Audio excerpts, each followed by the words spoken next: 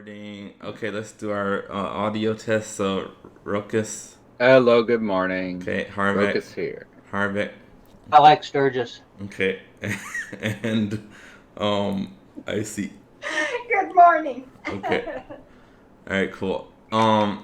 So let's have Ruckus. Can you do the recap for last time? Well, we left Phandalin. We got to this cave, and we went in and got attacked by some nasty little Sturgis guys. And Yeah, pretty much. They beat up Icy and Harbeck the Pure brought her back, and Vola got hurt a little bit, but I think we're pretty much okay.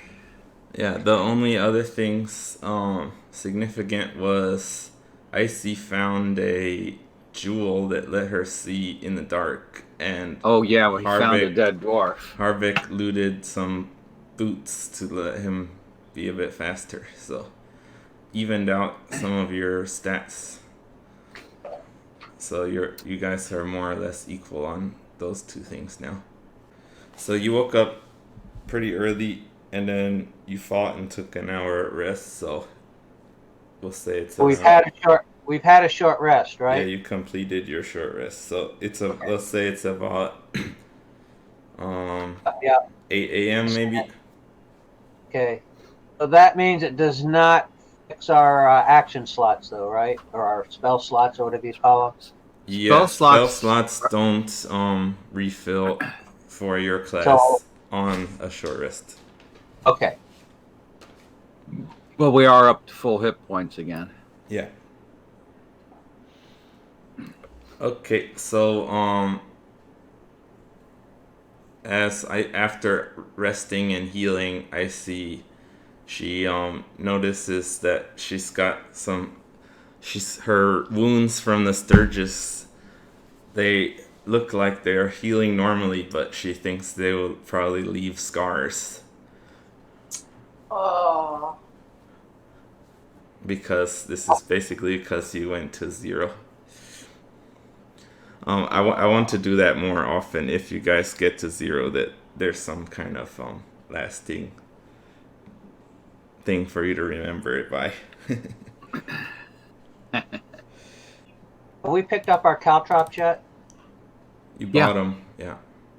Okay, well, we threw them out during the long rest. I just couldn't remember if we picked them up. I haven't marked off we picked them up yet. That's well, we need usually to. It's better if you say that, but yeah, usually I'll you do it automatically? Yeah, I'll count like putting out stuff that you've previously explained that you're doing. We can assume we're gonna undo Yeah, we're gonna say, yeah, if you put out a trap, you're gonna pick up your trap and that kind of thing. Okay.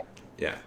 Unless there's like, if you get attacked and you have to flee the area and you don't even get your long rest completed or something like that, then that'll be a special condition. Okay, as long as you let us know that's the special condition. That sounds good. Yeah, I'll try to make sure you know about these things. Also, we determined last time that if Icy were to die as a shrew in a tiny hole, that she would turn back into a human in a space that's not big enough for a human to exist and get squished into a gross thing. So we don't want to be having her die in holes. The other option would be that the shrew's body would just remain a dead shrew forever and in a hole, and you guys would never find it. So it's pretty much the same. Yeah. It just wouldn't have the ew factor.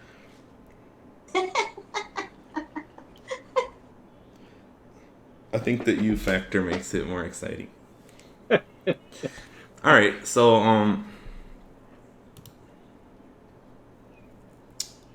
I'll drop the map for what Icy saw, but just remember, you guys haven't seen it yet. Right. Yeah, so. I would draw it for them with my chalk.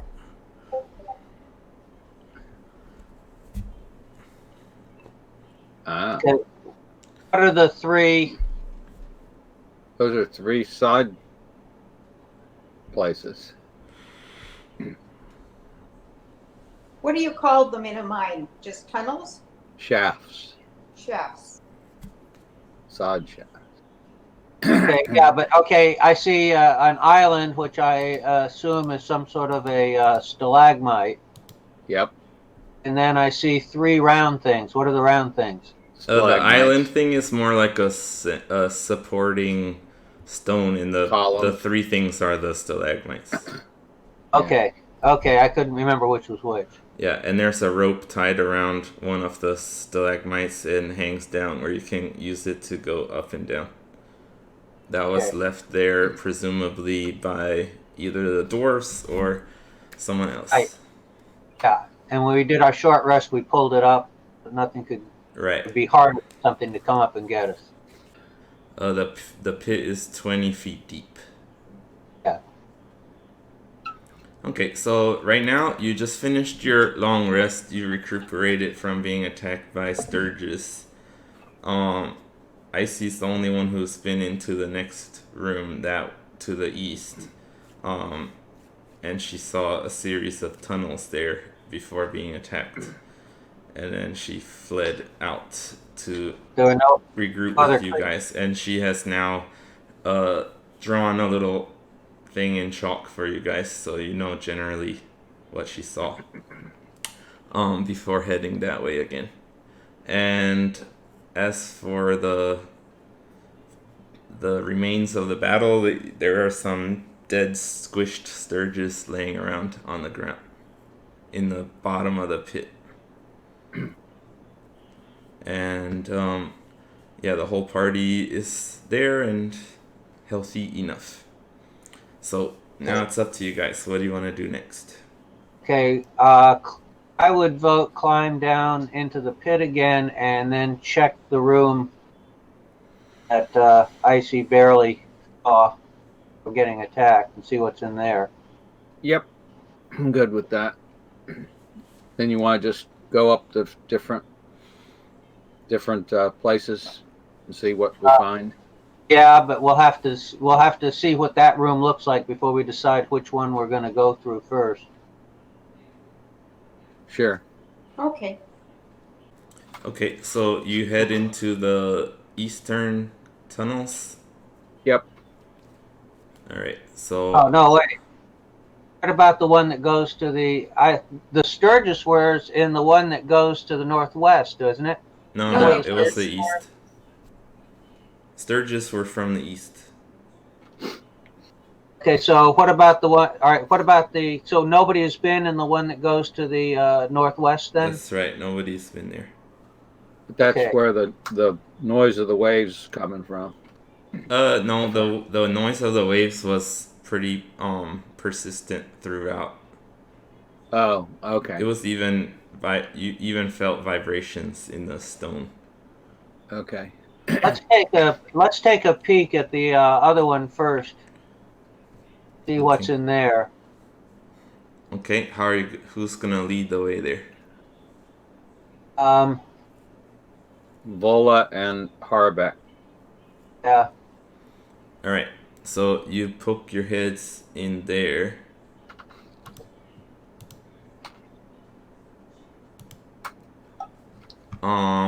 So you see it comes out into, it seems like a more,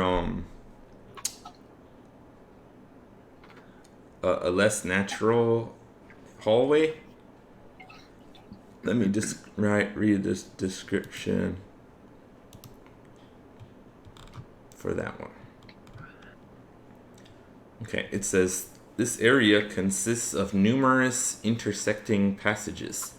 The ceilings here are only 6 feet high, and several of the passages end in partially excavated rock faces.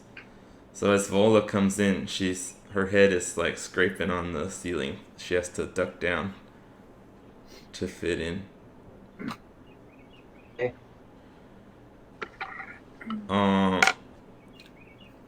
So yeah, you can see these passages here. They seem to be have Under been carved out. excavation? Yeah, excavated, not natural. If And, I just yeah. do any of them, if we just look in them, do any of them dead end? Or do they all go far enough that we can't tell whether they dead end or not? As you just poke your head in, you do see a dead end to the right, which is the east. But you see at least like 1, 2, 3, 4 ways you could go. So seems like a confusing area. Now these look like they've been excavated. You said. Yeah. Okay. All right. It says for dwarves that they have the ability for stone things that have been created by people or created by unnatural means. You have stone cunning. Have an inkling about them. Yeah, it's pretty obvious to you. You don't even need to do a check for this, but you can see that these were where people had been first when they first excavated these areas about 500 years ago, that these must have been where they had started off just looking around for minerals or ores that they could mine out, and that it seemed like they were just going in every direction, like maybe people working independently at the same time. I have a sturge here I need to feed. Hold on. Okay. And they are all at least 500 years old? Yeah, none of them are recent. Okay.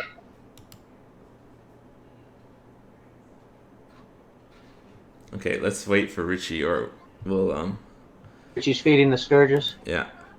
In the meantime, I will prepare a little for the map of that.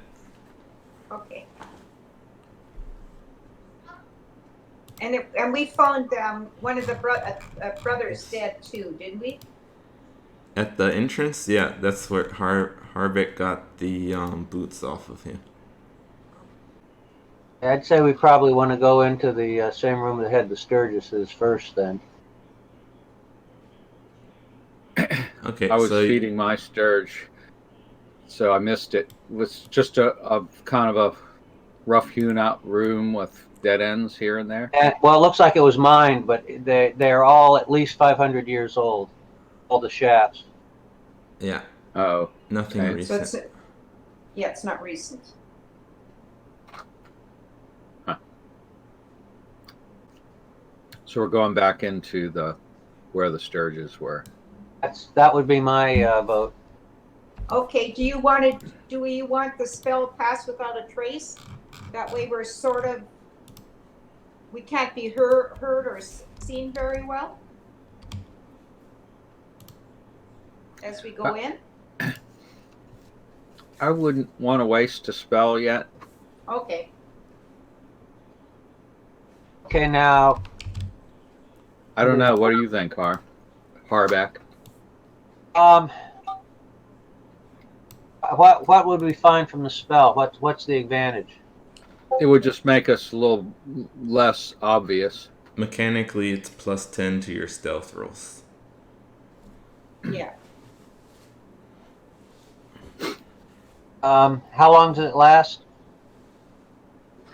I think it was an hour. Yeah. It might give us a surprise on a. Yeah. Hey, how wide are those? Let's say if we go in, the first one that would be on our left as we went in. You can go side by side. All four of us. Let me check no. In two this, and two. Well, this map's different actually. The each square is 10 feet. That's a 10-foot. So basically, two people would fill up that passage then, right? Usually, before we were letting two people stand in a 5-foot square, so I think you guys can actually I'll stand. You can stand in like in one square. Everybody can stand in one square. Okay. Kind of crowded though. We can still swing weapons and everything? You'd only like the front two would be able to hit into the next square, basically. Yeah. We probably want to go me and actually, how about this? If we're going to go into a tunnel like that, have Icy turn back into the rat. Or a poisonous snake. Well, let me finish. Go back to the rat. Now it says that she has a movement of 20 feet. Yeah. So we're going to go slow at 10 feet a turn, or 10, as we're moving very slowly. So we're only going about 10 feet in the time that she could go 20 if she was going faster. Okay. Okay. And she's past her stealth on there. But the thing is, as far as stealth goes, me and Vola chances of us having anything that's even remotely stealthy and still wear our armor is pretty slim. Well, the thing we've been doing is group stealth checks. So Yeah. you've only failed a group stealth check once, I think. But yeah, if you have the stealthy people together with the noisy people, they're able to cover for you. But if you and Vola like went off on your own, then yeah, you'd be pretty bad. Okay. Here's what I'm thinking: is that if Icy's just like 10 feet in front of us, we are, Vola and I don't even bother doing we're just going to be clanking around and noisy and not worrying about it, okay? If that's the case, then if Icy didn't make a stealth check, she used a deception check where people would think that's just a rat. It's being scared up by the people making all that noise behind her. Okay, you wouldn't really need to do a deception on that. Yeah. But Okay. yeah, you could. Someone might just think she's a rat that you guys are scaring her out. Okay, if that's the case, then she's only gone 10 feet because we're going slow and she has 20 feet. That means she could immediately turn around, come back toward us. We're still going forward. She'd be able to get behind us and turn into a person on that turn if she saw something ahead that we need to worry about. Yeah. You know what I'm saying? Yeah, I got you. That we could move along that way. Yeah, and you could combine that with a stealth check and attempt to do it quietly too. Yeah. Okay. All right, so Sounds that's an idea for a formation, which is transformed Icy in front with two warriors, the melee combatants, and then Rokus in the rear, I guess. Yeah, and then and she has time. If she sees something, she comes running back behind us, and then turns back into a human behind us. Yeah, that can work. That sound good to you guys? Very good. Sure. Harbeck.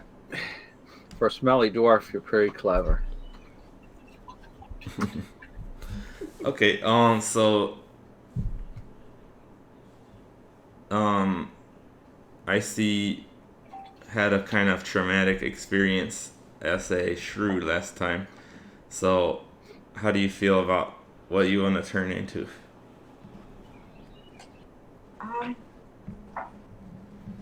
But a nasty cave rat. Or either a poisonous snake, but then if I'm running back, well, we can go with the shrew. How fast is the snake, by the way? Like think speed is 30 feet. That'd be better. Yeah, you could do I mean, 50. if I saw a poisonous snake in a cave, I would not be quite as. It's a little more. What the hell's going on here? These are orcs and stuff. They're not all that bright. Oh, okay. Plus, this is D-land. Poisonous snakes probably live in caves. Oh, that's possible too. I'll let Icy decide. It's her. She's the one's gonna get stomped if it doesn't work.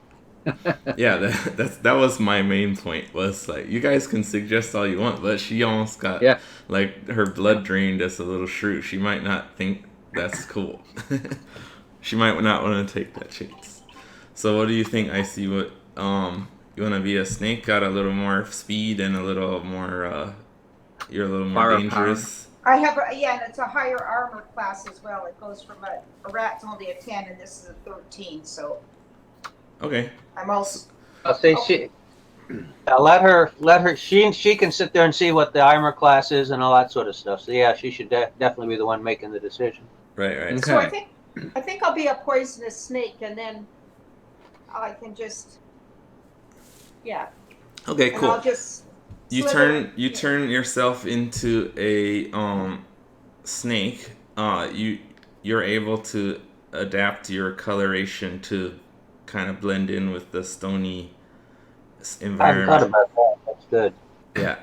So she feels pretty secure compared to as a little mouse. So you guys enter the eastern tunnels in the formation you explained. And if you look at the map I gave you, you'll see there were 2 northern exits, a southern exit, and an eastern exit from that main tunnel. Yeah. And maybe we should have discussed what our plan was as we go in. Are we going to go into the center, or do we want to do one tunnel at a time and explore? We're gonna go up that first one to the north. You're gonna slither up and see. Oh, we're going north. We're not going west now. Oh, wait a minute. I've got a question before we pick the thing. Okay. One thing is this was the roost of the Sturgis. Should be. I've been in plenty of bat caves. There should be Sturgis shit all over the place. All right, you can examine that as you let's go through it. You guys, I would say you've made a good plan going forward. I don't think it's necessary to plan every single action. So, Icy cannot talk as a snake, but she can hear and understand you guys. So she can hear if you guys stop walking, if you guys want to go somewhere. She's leading the way, but she can tell if you guys are holding back. So don't worry too much about that.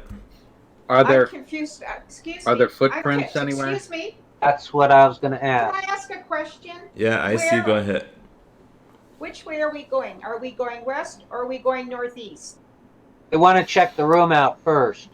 We're going northeast. Okay, so far all you've done is enter the eastern tunnel where the yellow arrow is. You're standing right there. You haven't even come to the first tunnel. First question, like Richie said, is if there's Sturgis shit all over the place, like there should be if they're roost. We see any footprints? Okay, so roll a perception check. Whoever wants to examine the environment. Okay, I got a 14 perception. Plus 5, 19. I've got 18 plus 4. I've got 22. Okay, I've got 15 minus 1, 14. Okay. So it's Miss Snaky. So what you find as you come in, there is a kind of a saltwater substance on the ground. It seems dried up in some places where the salt is kind of crystalline, and in the center of the room, it looks to be a lot more wet, which is under where the Sturgis had been. If you want to know, maybe anybody who wants to think about what you know about Sturgis, you can do a history check. Okay, I'll do a history check then. What's my modifier on that? History? Yeah, just your history. Rokus and Icy could do a nature check alternatively. Okay, I got a 17 total. Okay, and Harvick? 8 plus 3, 11. 11. And for my nature, my total is 5. Okay. But what are your roll? She said total 5. I did a 3 plus 2 is 5. Oh, I'm sorry. She doesn't really. She's more worried about enemies, so she doesn't notice that kind of stuff. Harbeck with the 11. I'm 17. I was pretty knowledgeable about these guys. Okay. Harbeck knows enough to remember when Rokus reminds him that Sturgis feed on blood and urinate out an excess of salt and water called gwee. Oh no! It's called gwee. This is the scientific word for sturge urine. It's called gwee. Okay. And Rokus also remembers that Sturgis skeletons are made of a kind of cartilage, making them easy to squish. So you recognize that this liquid on the ground is sturge pee. Okay. Because they don't really eat solid food. Are there any footprints in the crystals? Okay, for that we need a survival check. I think Rokus has the best survival, so he can look for that. I got it. 18 plus survival 5. That would be 23. 23 is good. 13 minus 1, 13. Okay, so Rokus looks at the environment. He sees that there are no wet footprints. So he can tell someone hasn't walked through this recently. But he does see some footprints in the more dried up salt. That there were people walking around. I think you can only tell that they were medium-sized creatures, but it seems like there were like at least 8 different creatures walked through here.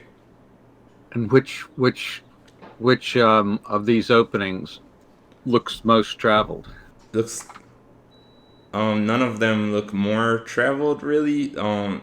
It seems like they went in all directions and came back through.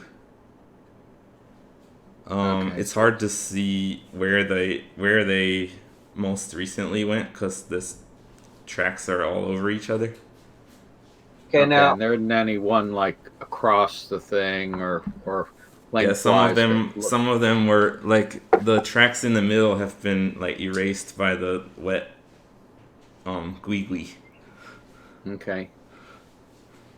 And there are a bunch of skeletons in there, right? Yeah, there were ancient skeletons around the room. Okay. But some skeletons were dwarves and some skeletons were one of the nasties, like orcs or something like that, right? Let me check. Okay, it says nearly 24 skeletons in rusted scraps of armor are scattered across the cavern floor. Some are dwarf skeletons, while others are orc remains. half a dozen large brass lanterns stand in niches or on ledges around the cavern, but none are lit. And the walls are carved with simple reliefs showing dwarf and gnome miners hard at work. Okay, now the way we look at the dwarf skeletons, okay, are they clustered in one spot, like around a particular entrance, anything like that? They're not clustered. They seem to have been all around the room. It's been so long that it's kind of hard. You can't really see like how they died or what they were doing exactly. The bones have. It's just bones. There's no. Well, I'm interested in where they were when they died. In other words, you can't see any obvious thing of where they were defending an area or anything like that. They're random. It seems like they're just all around. Is that the same for the other ones as well? In other words, if the orcs, came running out of one of the hallways there, they'd be, you could see there that they came from that and then sort of scattered around. The bones are like mixed with each other. It looks like a lot of them fell on each other when they died. Okay. It's not random. Really, yeah, it's not easy to tell any useful information about where they were coming from or going. Right. The dwarves. Okay, can you see? You said there's remnants of armor and tools and things, or armor.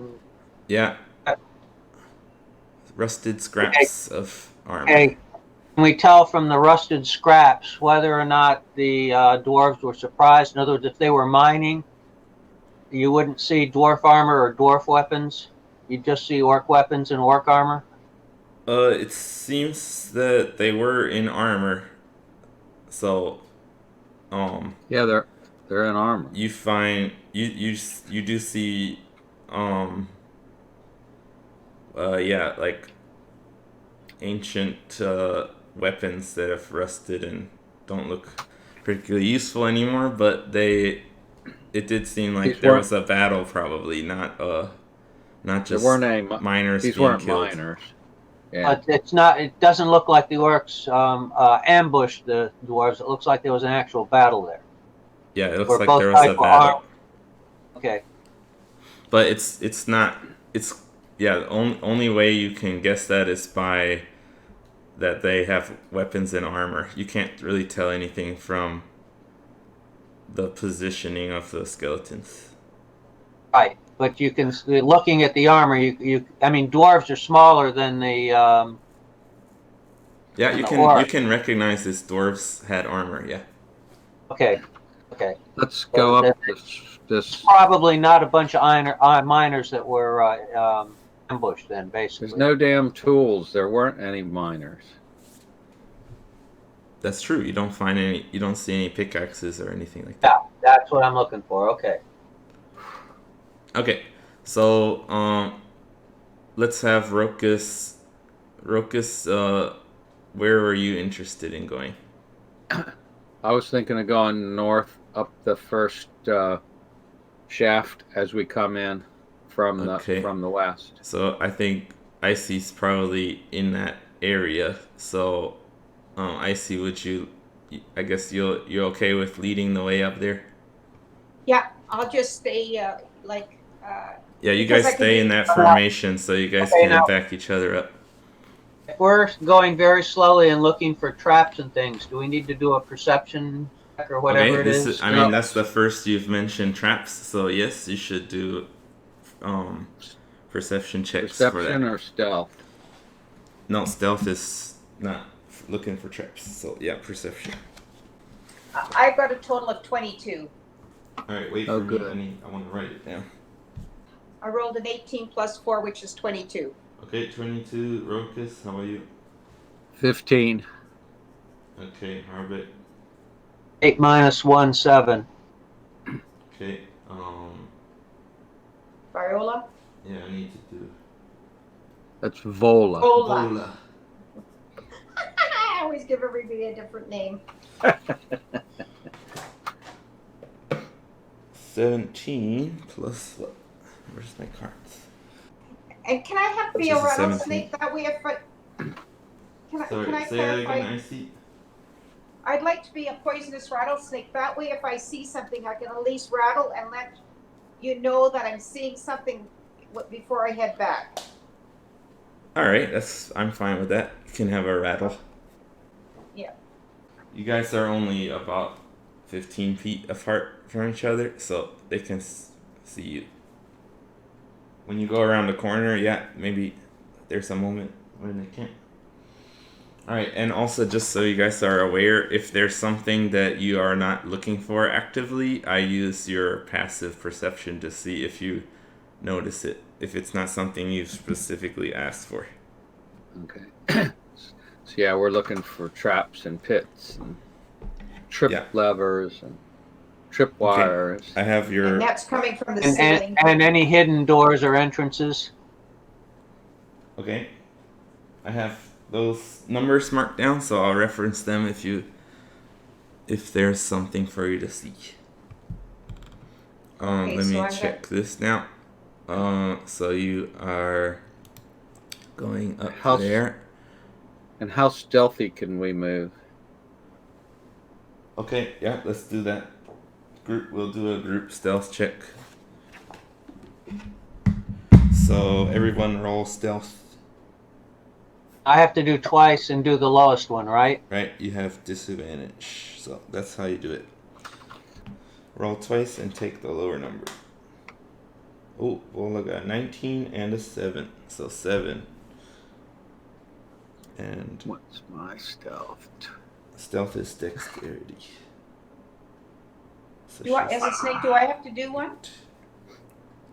Yes. And you should use your snake's dexterity. As opposed to stealth.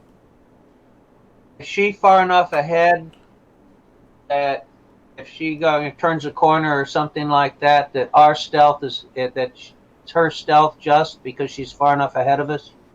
You don't have to worry about us wandering along. Well, depending on our role. Yeah, it depends on the situation, but I'm gonna judge you as a group. All right. How far ahead does she have to go before you don't count her as a group? Depends on what is detecting, and it's a case-by-case thing. Well, I just rolled a nat 20. Okay, plus what? Like for the first time, I've rolled at least 6 ones. Okay. So what's your total, Rokus? 25. All right. I'm one stealthy dude. Harvick, what was yours? 15 minus 1, 14. That's pretty good. Vola had an 8. Icy? 14, and then it says something about blind sight 10 feet, passive perception 10. No, that's not what you want though. Let me you're using the poison snake, right? Yeah. Yeah. Let me find it. Just said it was just it. Well, it might have a section that says skills. Do you see stealth there? No, it doesn't. It has armor class, hit point, speed, senses, language, challenge. Okay. And then it has action. So if you don't have stealth specifically, stealth is a dexterity thing. So the poisonous snake is +3 dexterity. So that's what you add to the roll. Where do you see that even?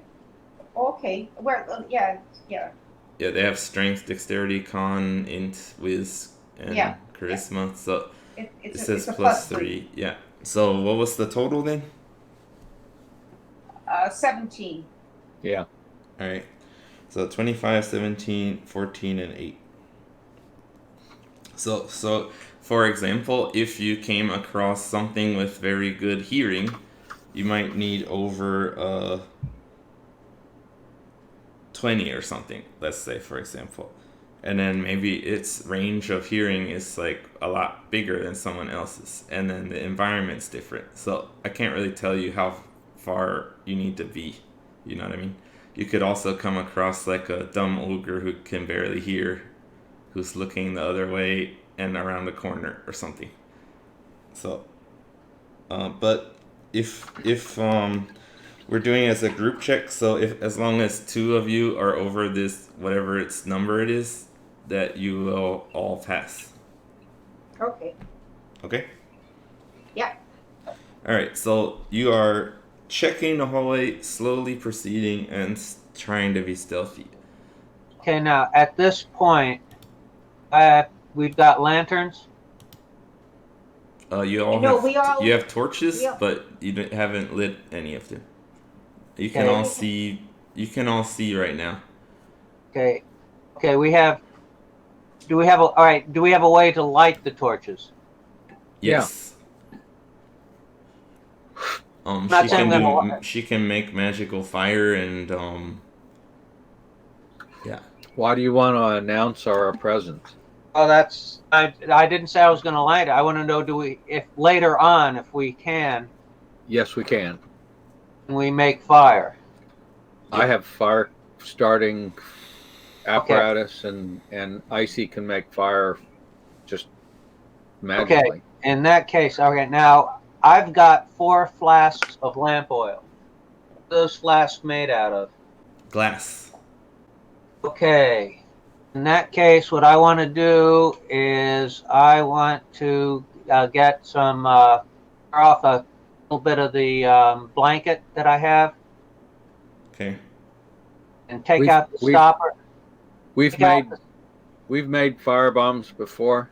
They're not very effective compared to our regular stuff. Right. They could catch something.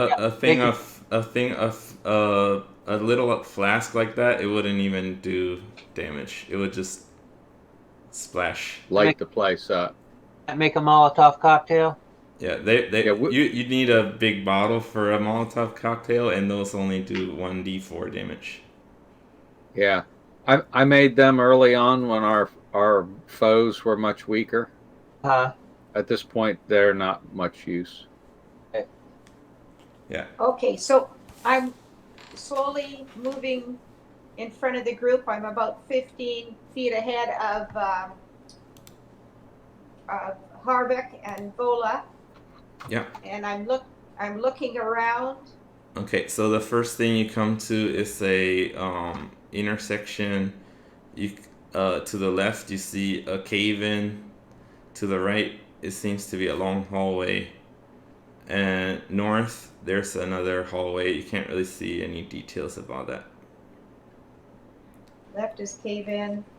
So you basically can go right or straight ahead. Kind of a dog leg straight north. I think I'll proceed north. Okay. And I'm going slowly, and I'm looking around. Okay. Making sure that I only 15 feet ahead of Harvick and Vola. Yeah. So you head up and you see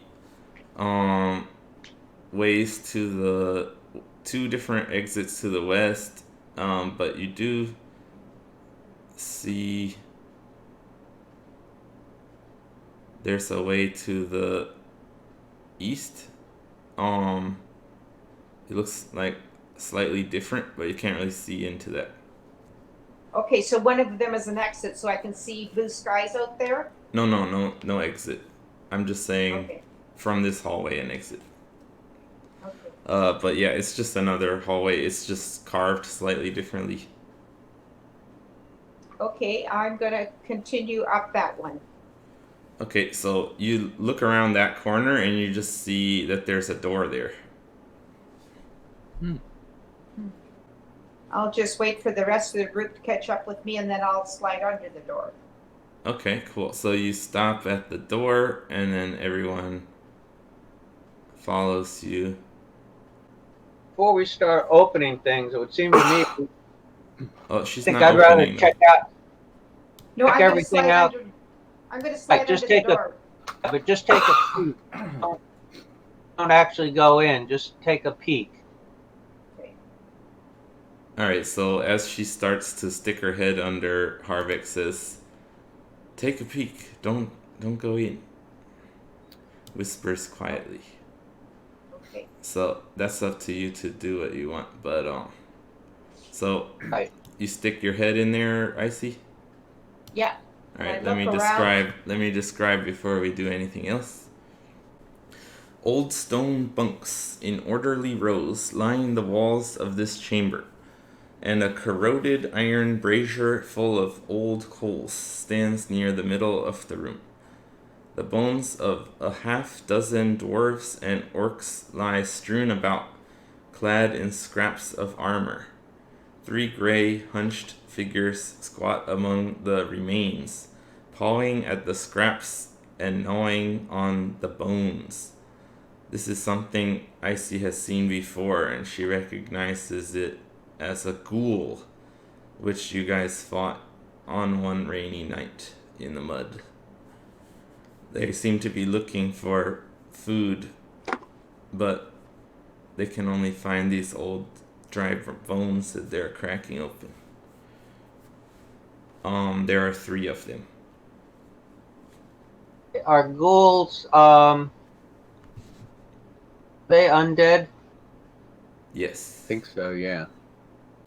Okay, so she sees that. When you see them, Okay, let me check theirs if they notice you at all first. So I'm looking at your stealth rolls from before. And these are what again? Ghouls. Ghouls. Like they came out of the mud. Yeah, do you remember you guys fought some? Yeah. Yeah. Alright, so they don't notice you, I see. Okay. You, so far you've only just stuck your head under. Okay. So I'm going to slide back under the door. Okay, back And to the then party. Yeah. Then with my snake body, I'm going to make the shape of a 3. A 3? Okay. Yeah. Alright. With my snake body. Okay, I can imagine it. Then I'm going to straighten out, and then I'm going to make the shape of a G with my body. Alright, yeah. I can imagine that. Then with my, I'm going to take my body and I'm going to make a U. Alright, you're gonna try to spell it out? Yeah, that's what I'm trying to do to them. Okay, Ghoul. H, you can't really do an H. But, OUL, yeah, you can do those. Alright, so you guys do a insight check to see if you can understand. 16 plus 5. Where do I find 21. Alright, Rokus figured it out. There's ghouls. 3 ghouls. Okay. And as a snake, I'm going to shake my head yes. Okay, cool. And I'm going to ask, did you see any passageways, or does it... Yes, if you saw passageways, shake your head no. If you, it looks like a dead end. Alright, let me look at it for you guys. She indicates that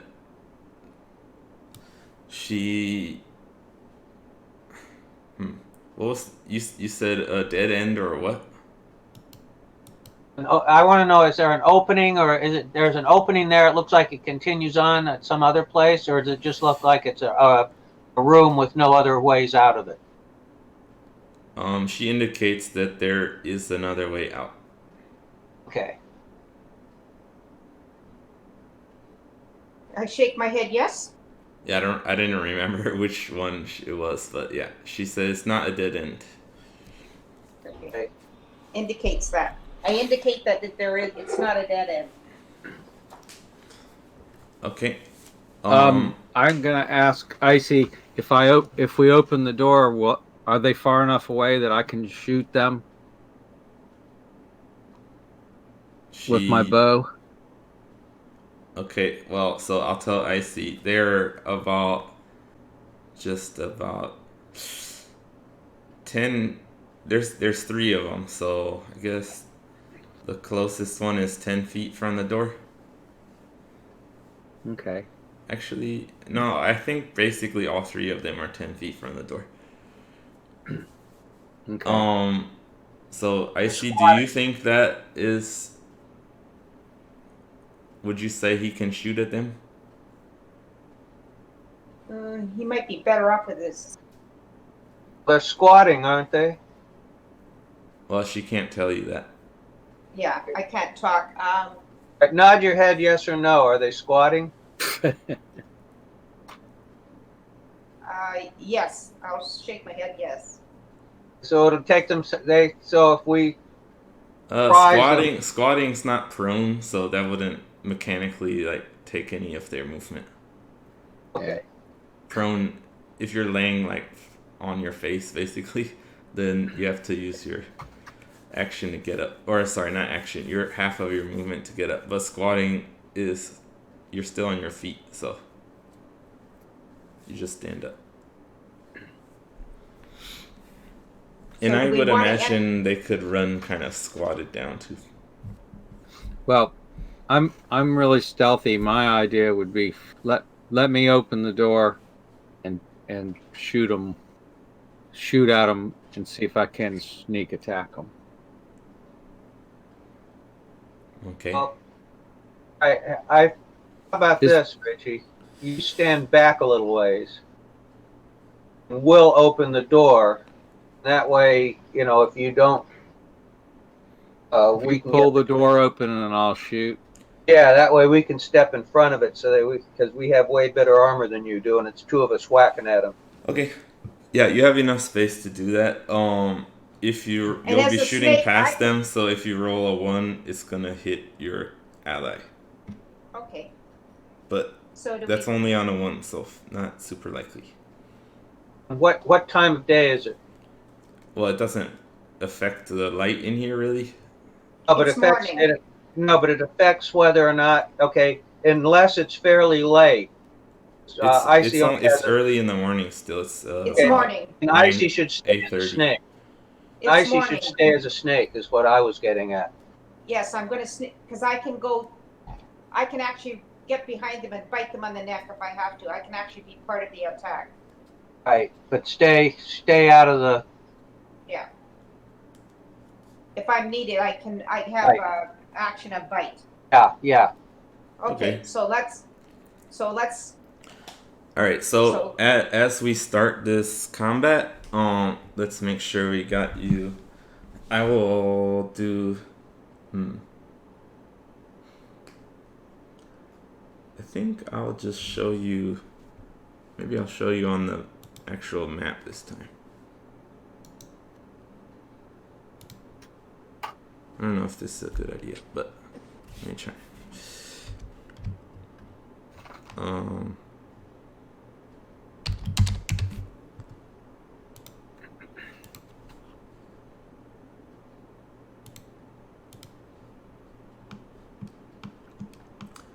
Alright, so Rokus wants to be back from the door where he can shoot. And are Harvick and Vola on either side of it, or both Yeah. of them are on one side? The door, the door sort of, and the top 5 feet of the 10-foot square. Okay. So yeah, you figure. Yeah, I guess they could both stand there. Yeah, that's fine. Okay. Looking at the hinges, can we tell if it opens in or out?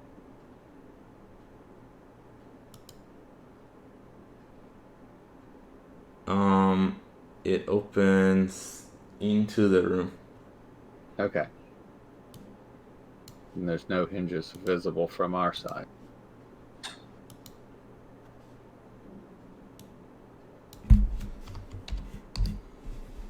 Alright, hold on.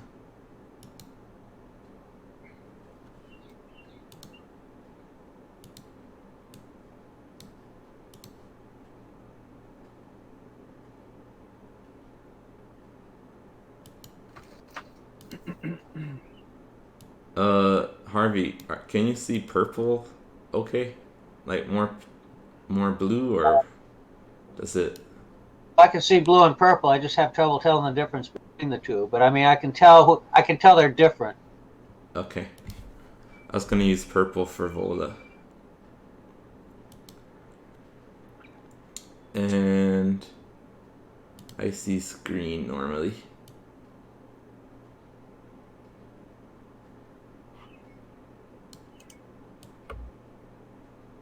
Can you tell from green and purple? Yeah. Well, green gets confused with red. Green gets confused with red and brown. Okay. So I'll try not to use red. You can put dots on them Okay, or something. Ian, Yeah. asking me colors doesn't help very much because shades are, in other words, whether it's light or dark is more important. Okay. If you had 2 red balls and a green ball, one of the red balls might look just like the green to me, and the other one might look entirely different because its shades are way more important as to and intensity than what the actual color is. Okay. So the only thing you can do is plop it down, and I'll tell you if I got problems. Alright. Okay, so I shouldn't really worry about differentiating with green and red and stuff. Correct. Until I see it, I can't tell you. Can you put dots on them or something? Well, I'm trying to do it quickly, so that's the problem. I'm just doing you guys as colors and the enemies as black. So. Oh, okay. Okay. And I see. I don't really know where you want it to be actually. I think I'll be behind Harvik. Okay, so not in the room with the monsters. Okay, cool. I think I got you. Okay, so Ruckus is standing back from the door, expecting to be able to see through. He's not sure exactly where they are positioned, but he thinks they'll be in front. So Harvik's gonna open the door, Volus to the south of the door, and Icy's to the side of Harvik. Okay? Yeah, now let me, for you, you're going to have the same, you use the same colors over and over again, right? Yeah, try to keep the same colors. Okay, now, I just want to tell you what I see, okay? Okay, cool. Yellow is the one color I usually can see. Okay. Behind me is Icy, and to me, she looks like she's either light green or tan. Okay. It's a lightish green. It's a lightish something, and it's probably green or tan.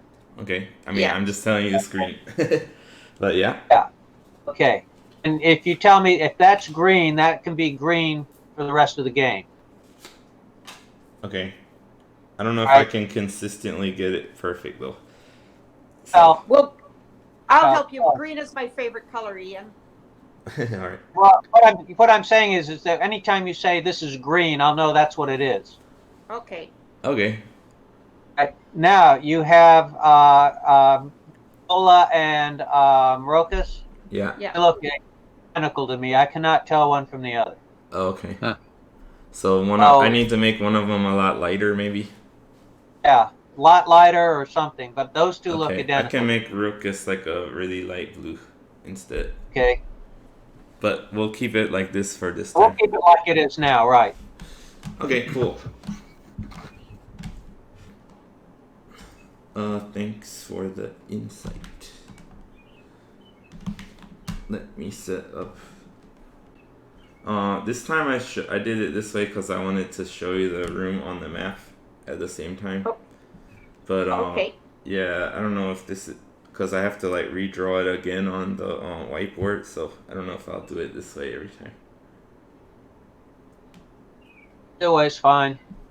I'd say they're equally. To me, they're equal in terms of my ability to see what's going on. Yeah.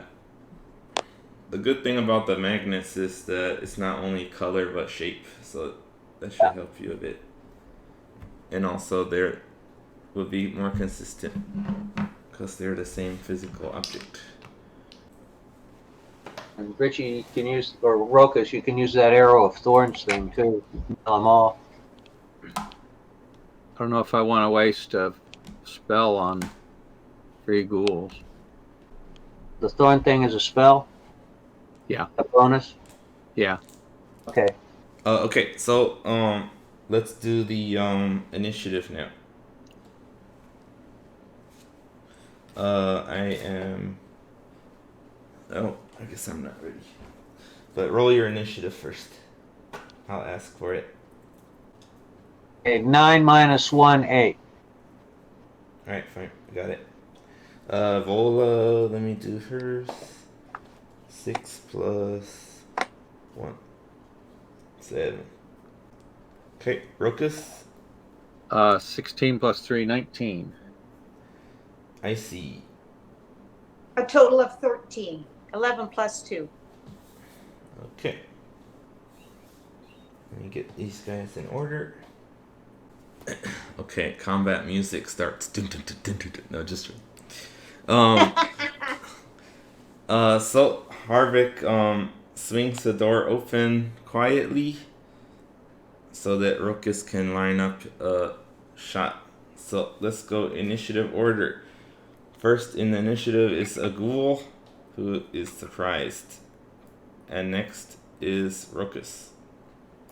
Okay, I shoot the surprised ghoul with my longbow. I got a 22 to hit. Okay, that hits. Let's see, it's a D8. So it's 3 damage plus 3, 6. And because he's surprised, do I get a sneak attack? You do get to do sneak attack. And that adds 1 more. So that's 7 damage. Pretty weak sneak attack. Well, the sneak attack was a D6, I think. Yeah. So you roll a 1. Yeah. Alright, so the total damage was 7? Yeah. Okay, cool. Next in turn is Ghoul. He's surprised. And then a Ghoul. He's surprised. And then Icy's turn. Snake. Icy Snake. You gonna stay put? You know what? I think so. Okay. I could, but can I just give you my? If I bit them, I get a plus 5 to hit, but I have to be within 5 feet of them, and then I have some piercing damage. Takes they hit. They What's take the? a D, Yeah, what's the D? The what for damage? DC 10. Oh, that's for the poison part, right? Yeah. What's the bite damage? Oh, I can look at it too, actually. I have it up. It's a plus 5. But I have to be within 5 feet of them. Oh, huh. And then a hit is 1 piercing damage, and the target must make a DC 10, and then a constitutional save throw taking 5, and then in brackets 2d4 poison damage on a failed save. Oh, so there's only poison damage. That's interesting. Pretty much. There's one piercing damage. Oh, 1 piercing. Okay, I didn't see that. Okay, cool. Yeah, you're right. So it's up to you. You got one piercing damage, on a hit. So it's pretty weak. You might. Okay. So it's up to you if you want to do it. No, I'll just stay put for now. Okay. Because I'm within striking distance, like they're only 10 feet away from us. And since you fought them before, can do a history check, I guess. For me? Yeah. 17 plus, where's history? Where is history? Is that up at the top? It's in alphabetical order. Okay, 17 plus 2, 19. Sorry. Okay, no, don't worry about it. So you actually remember that from fighting them before and what you know about ghouls, that you don't think poison would be effective against them. So then maybe I should turn back into a person. That's gonna waste. That's gonna waste your action, though, isn't it?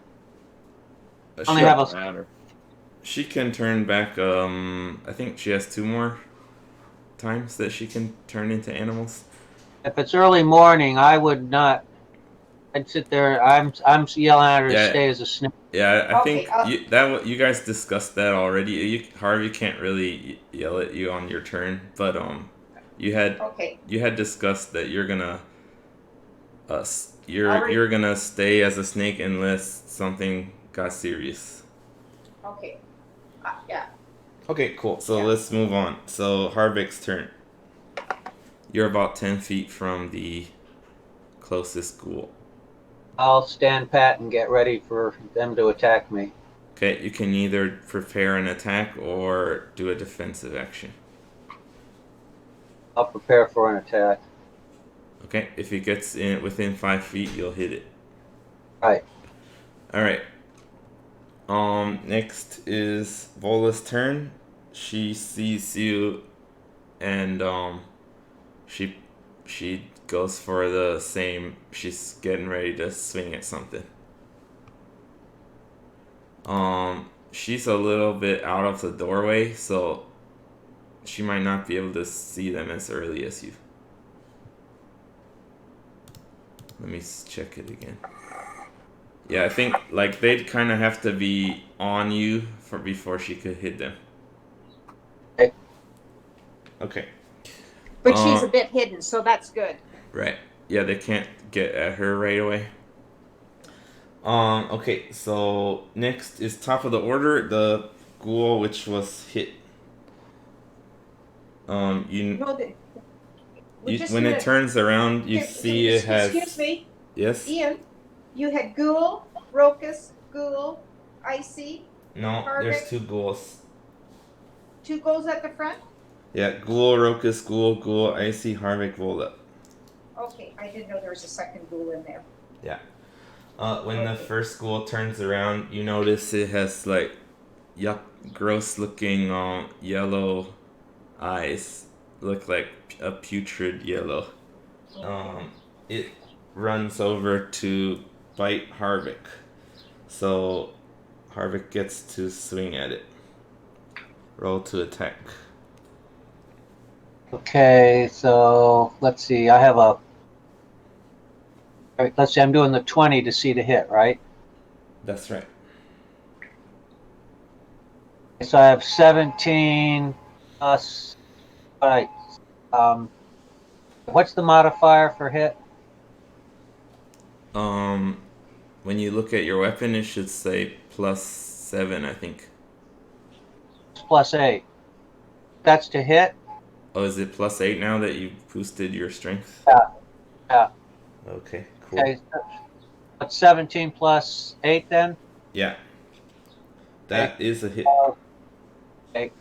You can roll your damage, which I believe is still 1d8 plus what? Yeah. 1d8 plus 5 or plus 6? Let me look. Wait a minute. That might have gone up too. Okay,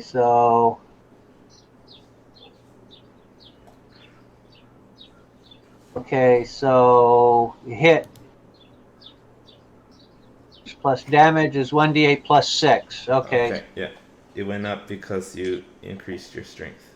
All right, so I 5 and a 6 is 11. 11 damage. All right, cool.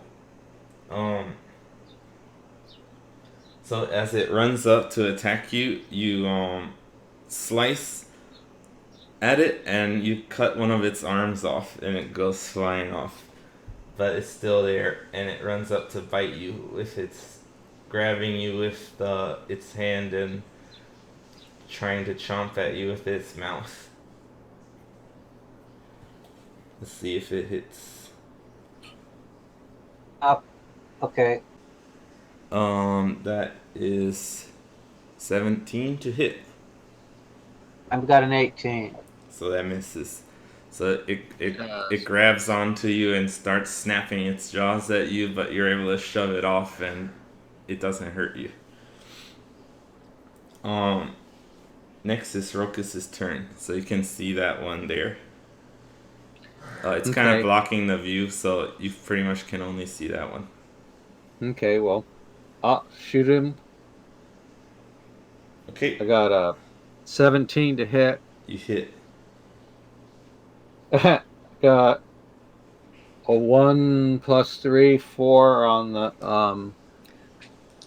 the bow, and then my sneak attack is an extra 1. So that's 5. That's enough to kill it. The arrow flies past Harvick and goes through his putrid yellow eye, and it pops. And he falls backwards, revealing the other two so that Rokus can see them. And now one of them, it's running up. It, as opposed to the first one, it has white eyes. It doesn't really have pupils. It's just white. It runs towards Harvick again. And he's already used his reaction, so now he cannot swing again. And it tries to use its claws. That's a 14, which is not enough. So it as it tries to scratch him, he elbows its arm away from him, so he's safe. Then the next one crowds itself in front of the doorway and tries to attack with its claws as well. Now, doesn't Vola have an attack ready? We're going in order. No, but she's got an attack ready. That's true. I'm gonna say that because they haven't successfully hit Harvick yet, that she doesn't really get a swing at him yet, because they're not like pushing through the doorway. Okay. But if they get a hit, they'll kind of latch onto him for a moment, and she'll be able to hit them. And that is what's happening now. So that's a 19 plus 4 to hit. So that hits Harvick. So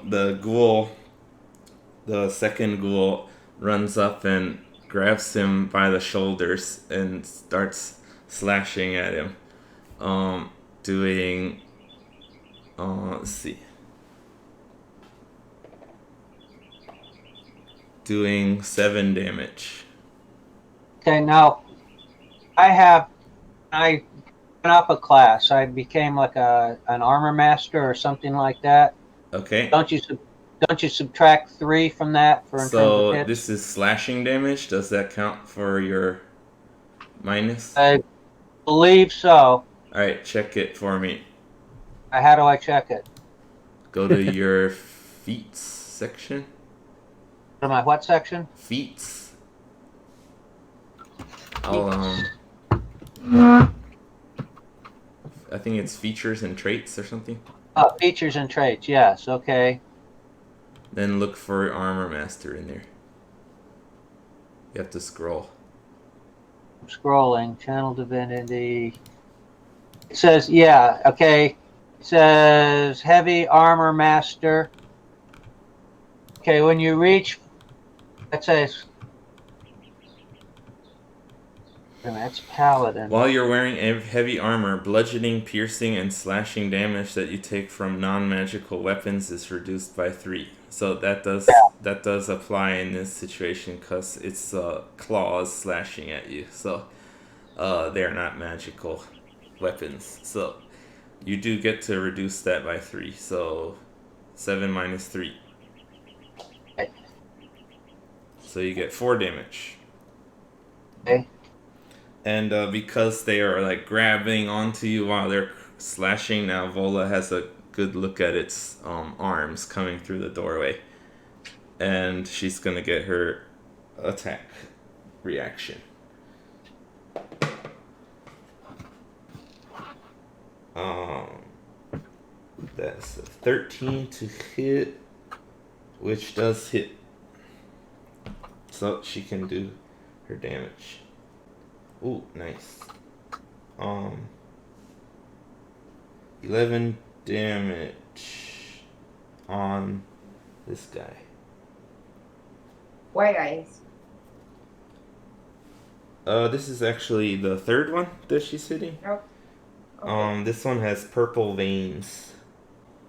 Okay, so next is Icy's turn. You gonna stay put still? Or should I do an attack on the one that's right closest to Harvick because I'm within 5 feet? I think you can slither between his legs and try a bite on his leg if you want. Yeah, that's what I'm gonna do. Okay, go ahead. 15 plus 5 is 20. Okay, you hit. So 1 piercing damage for the snake. And the target must make a DC 10. Yeah, so you bite it and you inject your poison and nothing happens because ghouls are immune to poison. So there's no effect. Okay, but it does give 1 point of damage on him. Okay. Okay, cool. I think that was a good choice. So next it's Harvick's turn. Don't step on the snake. Okay. Don't step on the snake, yes. Okay, so I will attack the ghoul that's attacking me. Yeah, the purple veins one. Yep. And so let's see now. Roll to hit. Roll to hit. 10 plus 8 is 18. That's enough, yeah. It hits. Roll damage. Okay, and then the damage is 8. I can't remember what the plus thing is now. You rolled an 8? Yeah, I rolled an 8, and so damage. So I rolled a D8. I do the D8. So. Sorry, I didn't get that. Your plus was 6, so 1d8 plus 6. What was your roll? Yeah. I rolled a 1. Oh, okay, so 7 damage. Yeah. Okay, it's still alive, but it's looking pretty torn up. You buried your axe into its shoulder, but it's still standing. His sword. Sorry, sword. Forgot you didn't have axe. Vola has the axe, and it's her turn.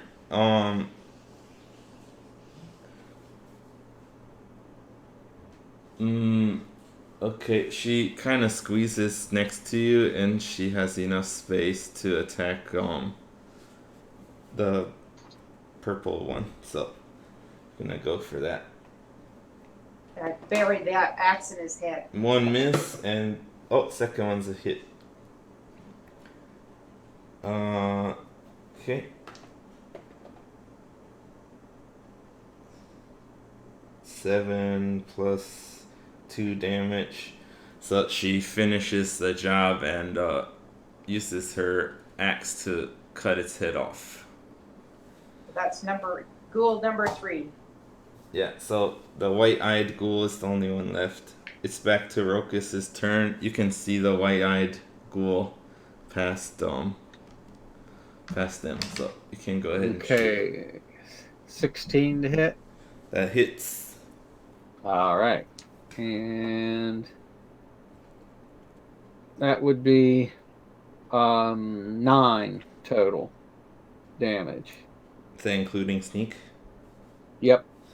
Okay. Was rolled a 1 plus 3, and then I hit 5 for the sneak attack. Okay.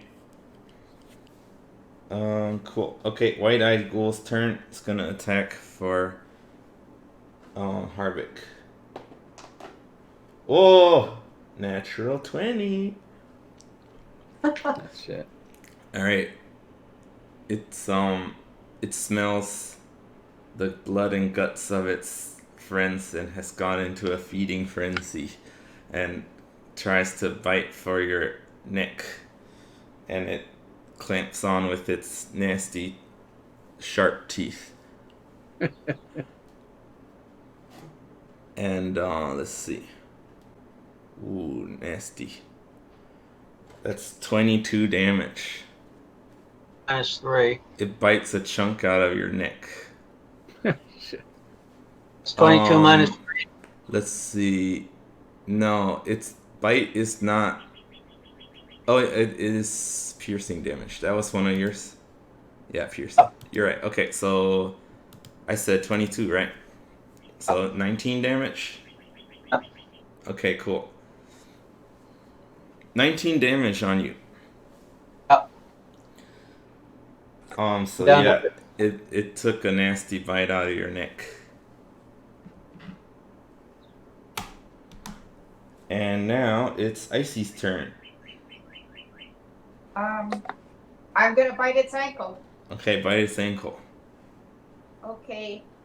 That's 10 plus 5, 15 You hit. for a hit. Yeah, minus And 1 for it. And 1 piercing damage. Got it. Cool. Harvick, it's your turn. Oh, But it says the target must make a DC. But you said the That's poison for doesn't work. yeah. It's immune, so that part. Okay. There's no point. irrelevant. Doesn't matter. Okay, well at least he took 1 hit point. Yeah. It's something. It's valuable actually. Yeah. So Harvick, your turn. I can use Hunter's Mark on a melee weapon, correct? Yes, Yep. but that uses your spell slot. Uses a spell slot. Does? I thought it was a bonus. Nope. Bonus action Spell. is not that's how much time it takes, not whether it takes a spell or not. The thing you're thinking of is cantrips. Oh, okay, when I'm looking at spells... All how do spells I take know spell slots. Again? There's no spell that doesn't take a spell slot. Cantrips are Cantrips ones- don't, and bonus action and action, those are how much time it takes. Okay, gotcha. Every spell takes spell slots. Okay. So And that's up that to you if you want to use it or not. No, I will not use it right now. Okay, so Yeah, the bonus then... action part lets you know that you can do it on the same turn as attacking, which would be Gotcha. your action. Okay. Yeah, it's more about Okay. how long it takes. So then I roll an 18. Alright, you hit. Okay. Now I'm looking for damage. 1d8 plus 6. Okay, 1d8 plus 6. 3 plus 6 is 9. Okay. It's still alive. You slash through its guts, but it's still standing. Its intestines pour out in front of you.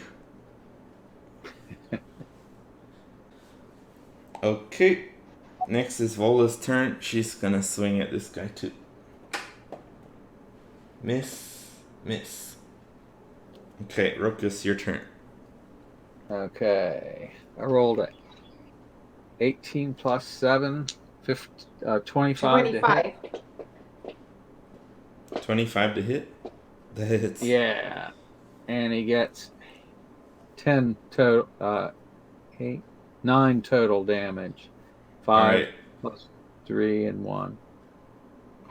Alright, so you shoot it as it's opening its mouth to bite again. You shoot the arrow, it flies through its mouth and out the back of its head, and it's dead. And you have beaten the 3 ghouls. But Harbeck's kind of messed up. Yeah, Harvick has a big, nasty, bleeding gash or chunk out of his neck. It's bleeding down his armor. I think we're going to need to do a short rest. I only got 13 hit points left. Okay. Well, we got bunks to lie down in anyways. Should we check around the room, see if there's anything Yeah. to find? Okay, I can slither underneath the beds. I don't see anything under. Do I see anything underneath the beds? Let me check. Okay, so you guys check out the room, and you don't see anything of value in the room. There's nothing under the beds, and the beds are. Let's see. The bases of the beds are actually made of stone, so they haven't deteriorated really. But the cloth and stuff on top is from hundreds of years ago. So it falls apart pretty much when you move it around. Okay. But yeah, you would be able to rest here. There, if you wanted to use those beds. At the southern part of the room, you see a doorway. There's a brazier in the middle of the room. There's a to the north. There's a like a cubby hole. Mm-hmm. Yeah. Can I go look for secret passages there? Sure. If we're going to take a long rest, I suggest we bring the bodies of the ghouls inside. If you do it, it'd be a short rest. Okay. Oh, okay. But if we, the ghouls are still inside anyway. Actually, they all died on that side of the door. Okay, so we'll shut the doors and we'll station beside each door to make sure nobody tries to come in while we're having our short rest. Okay. Well, actually, you're still a snake, so you can't really say that opinion. But Okay. You're snaking around, and you do see that the ghouls are inside. So. Okay. Roll. You can either use your previous perception, which was 15, or roll a new one. Who, me? Rokus wanted to check the cubby hole. I'll take the 15. Okay, you don't find anything. Just seems like a weird little spot. Isn't there a brass brazier or something like that? Yeah, on the map in Discord, you can see a little circular thing with little pegs sticking out of it. That's the brazier. Okay, let me inspect that. Okay. It's a corroded iron brazier full of old coals. You don't notice anything special about it. So we press short rest now? Anything else you want to do to secure the room or do anything else before you do the rest? Yeah. I'll set my trap up just inside the door. Both doors? Well, I only have one trap, so I'll set it up. By the way, when you're the hunting trap that you started the game with, I've been envisioning it as like a small, kind of like a bear trap, that kind of thing, circular trap that you step in the middle and then it closes. Yeah. Is that what you're imagining? I think that's more or less what it described. Okay, so you put that at the southern door, right? No, I was gonna. Yeah, I'll put it at the southern. Okay. And we have the caltrops we can spread out too. Okay, so you do that too. Where do you want to put the caltrops? The west one? We have 2 sets. 1 set in front of each door. Okay, cool. Alright, so you guys can go ahead and you spend about an hour in the room. Let's see. You know what? This time I'm gonna have you guys do this just for fun.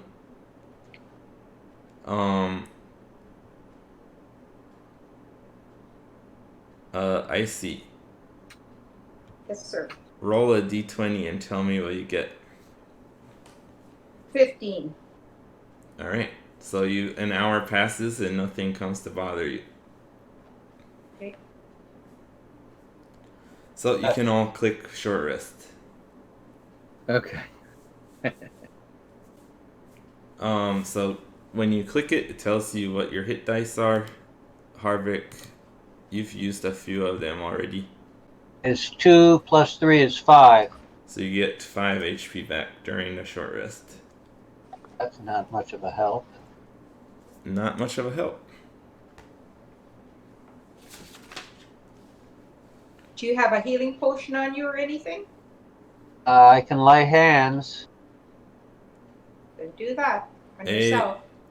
Do you get your lay hands back when you did the short rest? Because you used that today already.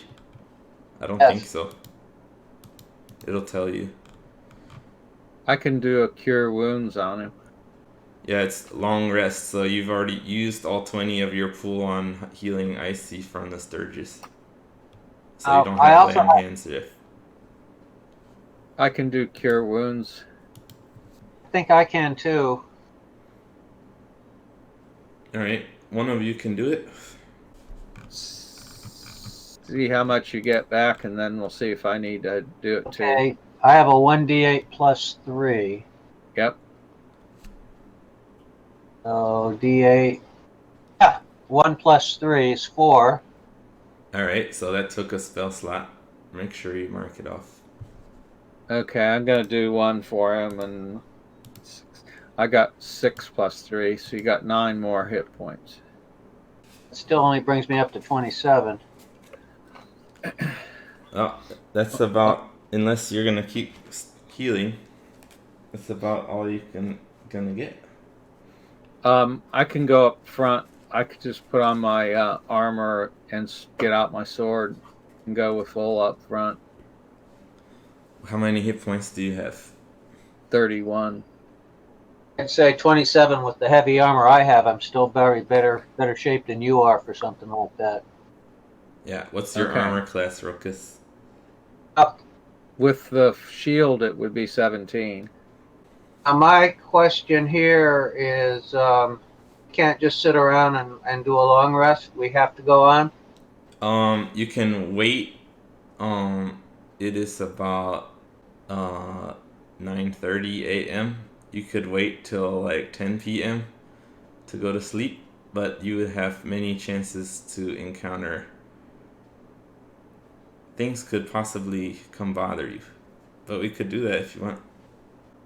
I think we're better off. We don't have to worry about traps and things like that. Can try to a way to block off any of the rooms though. But what do you think, Carbrokus? I'm okay with a long rest to get back our spell slots. Put ourselves in some sort of a defensive position, so if something comes busting through one of those doors, we can. Well, let's concentrate on the upper door because we got trap and caltrops on the southern door. Yeah. Also, I want to keep an eye on the. I'm gonna set up a I'm not convinced that there isn't some way in from the far north there. Okay. So I want to take the brazier and set it up in front of that. So if somebody opens it up, they're gonna crash over the brazier. Okay, cool. So you put the brazier in the cubby hole part? Yeah. All right, cool. And I also have in my equipment, I have 5 healing potions. Well, you can't talk. You're a snake. Oh, okay.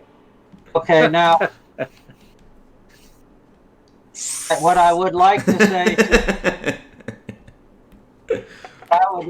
to the snake is actually, you know what? I'm gonna say, since you did a short rest, she would have got her like thing back. So let's just say she turned back into a person when you guys were gonna do your short rest, because she gets her transform back anyway. Okay, Icy? Okay. Okay, what I would... Did you hear that, Icy? Yes, I'm a person. I can speak. Okay, so yeah, you're a person again. I have 5 healing potions in my equipment. Would you like me to use that? Give that to you? Give one to you, Harvick? I think we're starting to run out of spells and potions, things like that. Anyway, I think writing it out and getting a long rest at this point is probably good. Okay, as long as we don't get interrupted. That's my opinion. I don't know what Rokus thinks. I go with that. Okay. Save the potions for when we need it. Okay, we take a long rest and we can have something to eat and.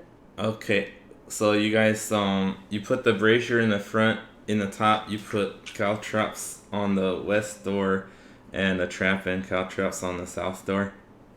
Yeah. Okay, so you're gonna try to pass the day in this room. Yeah. All right. So what are you doing during the day? So let's say it's about 9:30 in the morning.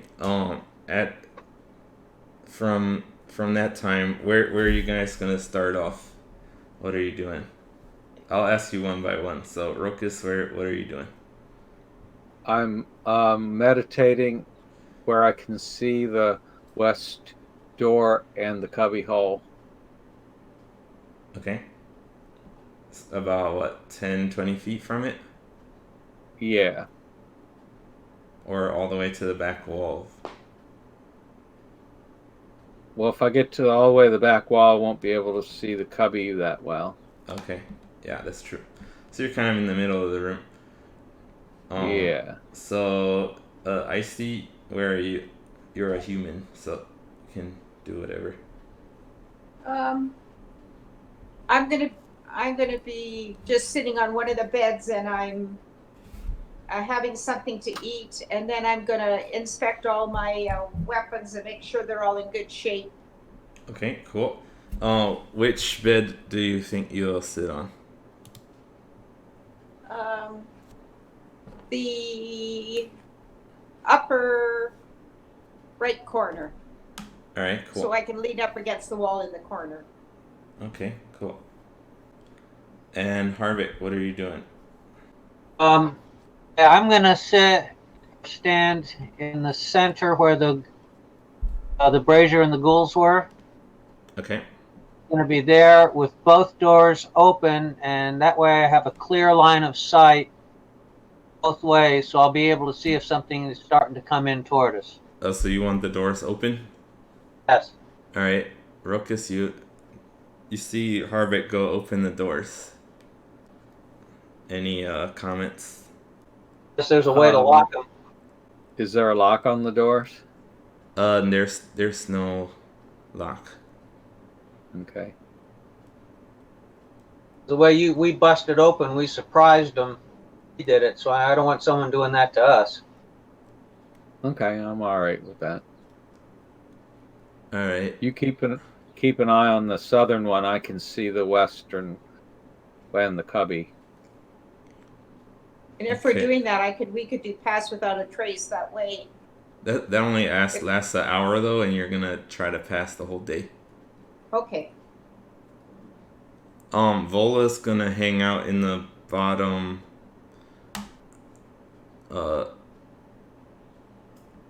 Kind of by the southwest corner.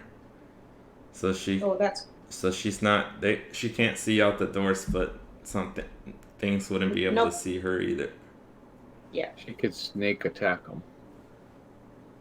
Yeah. She can see all of you guys. Okay. So we'll do a few rolls to see if anything happens to you guys during the day. First, Rokus, roll a d20. And 14. Do I add anything to it? Nope. So 2 hours pass by without anything strange. As you sit in a quiet room, you kind of feel hypnotized by the waves echoing through the cave. Just every 2 minutes has a rumbling, and it kind of starts getting annoying after a while. that you're always anticipating the next wave is about to come. Okay. Harvick, roll a d20. 11. 11? Okay. So 2 hours pass by and nothing happens. It's about 1:30 p.m. now. Icy, roll a d20. A 4. 4. Okay. 2 hours pass by. There's a point when it's really quiet, and then Vola farted, and it was really loud, and everyone laughed. Now it's been 4 hours, so I'm back up. That's as long as I need to rest. You can't do a long rest until 24 hours past the previous. Okay. So you're waiting for a long rest still. Okay. You're not able to get any benefit from Spells. resting. I don't get my spell slots. Yeah. Okay. He can practice on his lockpick, though, can he? Yeah, you could do that. You want to do that? Yeah. I'll say throughout the day you can get two more of your practice checks. Okay. So go ahead and roll them. Just higher than a 10. Would it be a 20 plus my dexterity? Just dexterity, yeah. Okay, I got a how much is dexterity? 3 plus 3? Okay, yeah. I got it. 18 and a 12. Okay, you passed 2 more times. I think that's 3 total. I think so. Okay. I see. You did the last roll? Is that right? Okay, yeah. Harvick, do another one for next. Another roll? Yeah, for the next 2 hours. 6. 6, you said? Okay. So 2 more hours pass by. At one point there's a bit of you've noticed, like, going through the cave, that the air is not that stale. It's actually kind of drafty in here, and there's a point when the wind kind of picks up, and there's wind. You can hear some wind howling through the caves. Is the wind direction coming in or out of either of the doors? It's not coming into the room directly. It's kind of going past the doors. It seems like the wind's going out of where you guys came in from. Okay. Is there any air motion in the cubby area? No, you don't notice anything weird over there. Okay. Okay, that's about 5:30. So let's do 2 more hours. Rokus, roll. 11. 7:30 at night. Still nothing has come to bother you. Who hasn't rolled? Icy, I guess.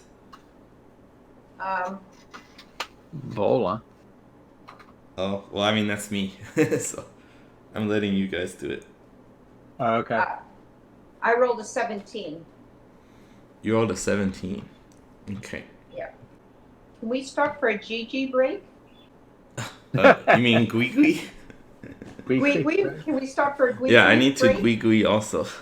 Okay. Well, I'll go Gwee. Let's have a Gwee for 5 minutes.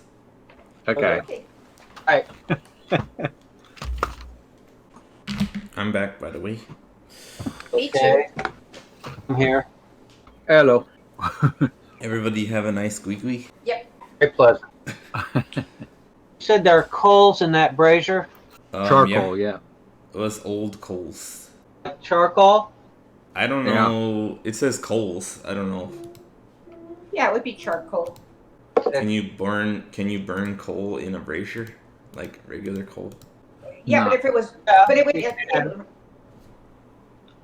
You usually you would not, but you could. Well, I guess it's charcoal. That'd be what I'd expect. Yeah, that would work if we wanted to write something. Okay, so another hour passed, and then Ruckus noticed something. Well, I noticed. So he's looking out the western door, and at the top of the door frame, he starts to see like yellow mucus, like hanging down over the doorway on the Yuck. top of it. Yellow slime. And then the yellow mucus goes up on the other side as it comes into the room, up onto the ceiling. You see it kind of flowing over the top of the door frame. Guys, there's yellow slime coming into the room. When you see it, what's your thought? My thought is there must be a critter that is attached to the ceiling that's goopy. Okay, so let's roll initiative because this is a creature. Okay, I'm ready for your initiative when you're ready, Rokus. 18. Okay, I see. 8 plus 2 is 10. Harbeck. 16 minus 1, 15. 11 for Volga. Rokus shouts at you as this slimy, mucusy jelly comes into the room. It's slow moving, but it quickly flows over the top of the door frame and fills up about a 10-foot wide space on the ceiling of this room. The ceilings are 20 foot high in here, and it's up there on the ceiling at the doorway inside the room.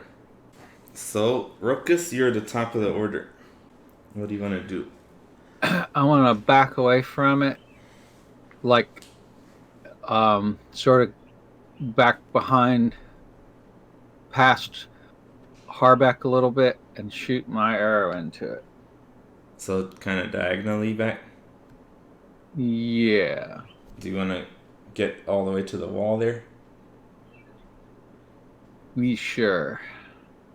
Okay, I think I got you in a good spot. So you're going to shoot an arrow at it? Yep. Okay, go ahead. 26 to hit. And the arrow's damage, what type is that? Plus 3 piercing. That's the damage roll? Yeah. Yeah, it's plus 1d8 plus 3 piercing. Yeah, piercing damage then. Okay, so that hits, and you can roll damage. It's just 3 plus 3, 6 damage. Okay, cool. Icy, it's your turn. 8 plus 6 is 14 for hit. And damage is... Sorry, what was that to hit? 8 plus 6 is 14. Yeah, that hits. What are you doing to it? Produce flame. Okay. I'm hoping it's oily and just catches fire. Okay, go ahead. What's the damage for that? 3 only. 3 damage. So you see you produce your flame, and throw it up at the ceiling, and you see, it is affected by the flame, but it doesn't catch on fire or anything. Okay. I singed one corner. Yeah, so this thing is a large size creature. Takes up the whole 10-foot cube by itself. Wow. Alright, Harvick, it's your turn. Okay, first I'm gonna throw the spell of divine favor, which means I can do radiant damage on a hit, an extra 1d4. Okay. Divine Favor is the name of that one? Yeah. Okay.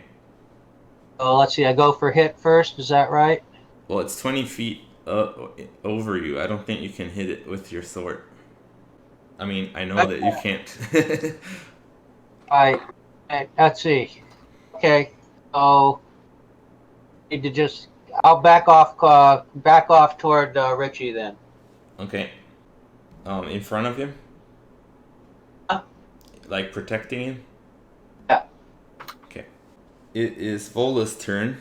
She runs over to stand next to Harbeck and says, "What the hell is that thing?"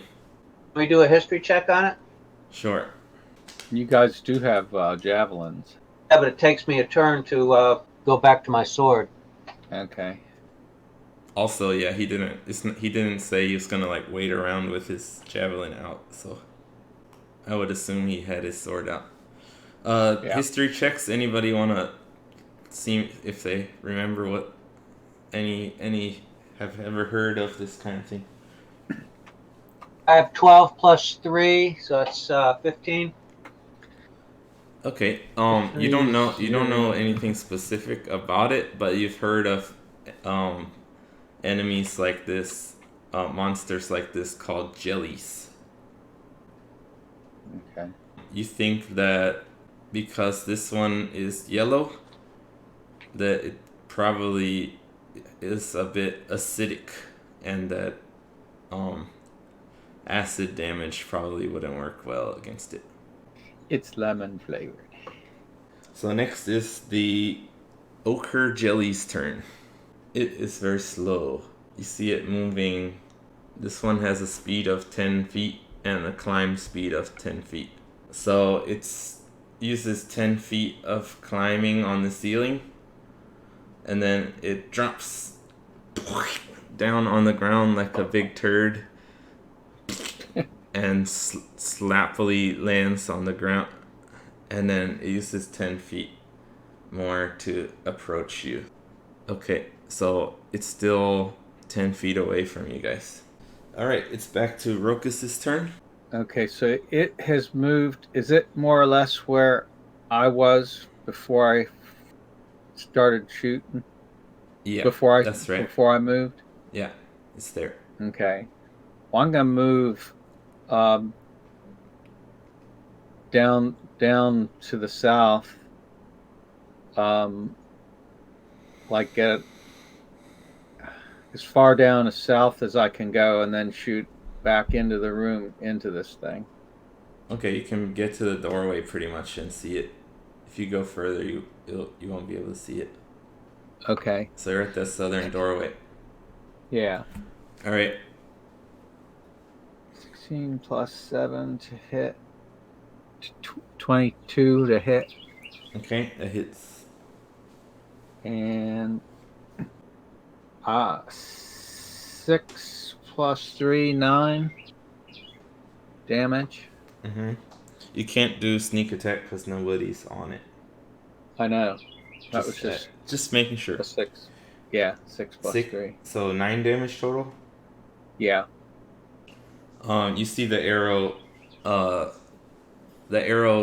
like goes into the surface, and you can kind of see the surface tension of this jelly pop, kind of.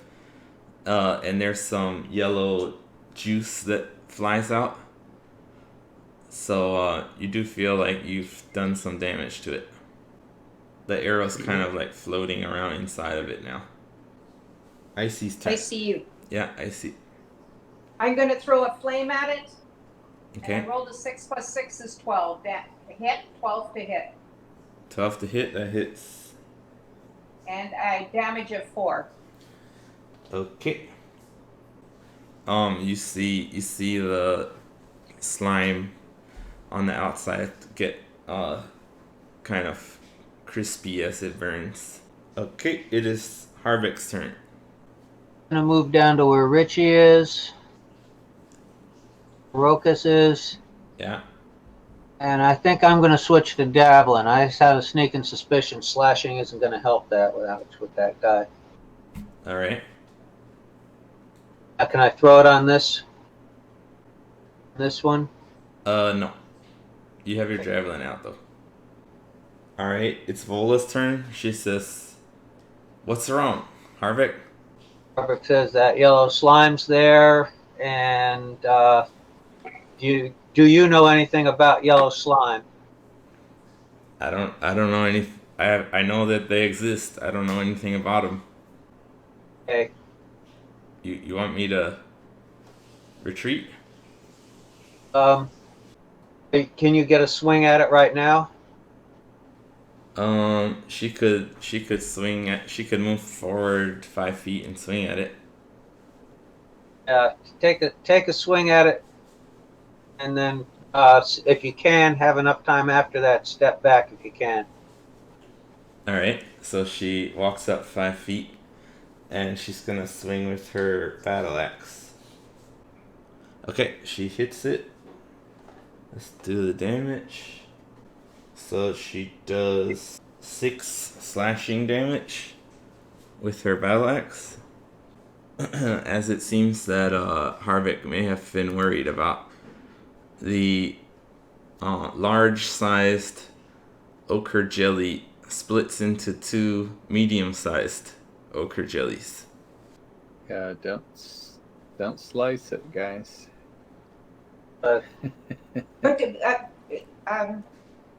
But maybe it's sliced. It only has half. They both each only have the half of the hit points they had before. Don't know. Let's hope. Well, you did notice that it got small. The 2 pieces are smaller. Okay. Yeah. Hopefully it has half its damage. Each has half damage. We can hope. I think piercing it would be smarter. I'm thinking. Alright, so Vola uses the rest of her movement to get back to where Harvick is. Oh, actually, no, she can't do that. Well, she's gonna take an attack of opportunity from it because she's trying to do what Harvick said. Alright, it misses her as she runs away. She gets back side by side with Harvick. Use your spear, Vola. She says, okay. Now it's the ochre jelly's turn.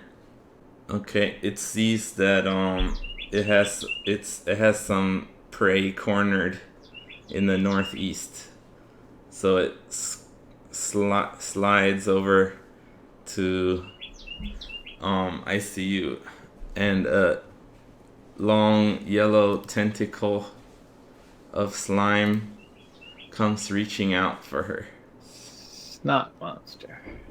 Okay, let's see what it gets to hit. Alright, it misses you. It reaches up and slams down its big tentacle of slime right next to you and hits the bit. But it misses you. Next turn is the other medium-sized ochre jelly. It slides down towards Vola, but it's still about 10 feet away. Okay, and then it's back to Rokus's turn.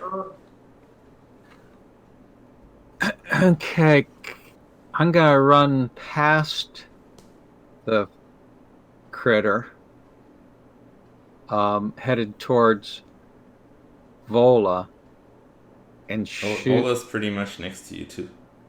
Okay, well, I'm gonna run past her, back up towards the first door. The western door. Yeah, Okay. and shoot an arrow into the critter that's menacing Icy. Okay, yeah, you basically can run all the way to that door. Do you want to run there? Okay. Yeah. Okay. So you're right out at the bottom half of that square. Yeah. Okay, and you want to shoot at the one that's going after Icy? Yeah. Okay, go ahead. 11 to hit. That hits. All right. And that is a 2 to 5. Okay, Now you can do sneak attack because it's fighting her. Exactly. 5 plus 4. 9. 9. Okay, you see the arrow pop the outside of the jelly again, and the arrow goes into the slimy thing. You can see the first arrow has just about dissolved, yeah, inside of this thing. And then it's still there though. Icy's turn. 16 plus 6, 22 to hit. Okay, you're using your flame again? Yeah, produce flame.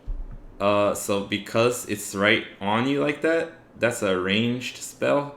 So you actually have to do it with disadvantage when it's this close. So it's kind of... Okay, because it says range is self. That's for creating the flame. When you throw it, then it becomes a ranged attack. So you have to do disadvantage. So just take the lower roll. The next roll was 19. So 16 is my lowest. Okay. You hit. Plus 6 is 22. Yeah, you hit. And the damage is 5.